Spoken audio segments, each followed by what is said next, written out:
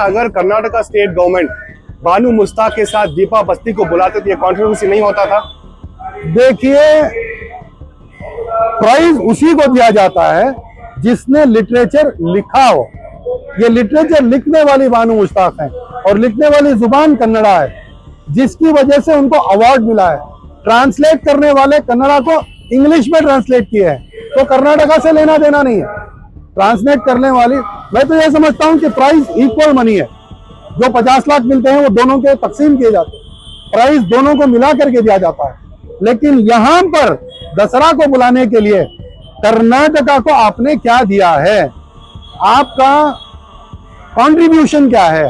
तो कन्नड़ा को जो कंट्रीब्यूशन बानू मुश्ताक ने दिया है उसकी वजह से उनको बुलाया गया है।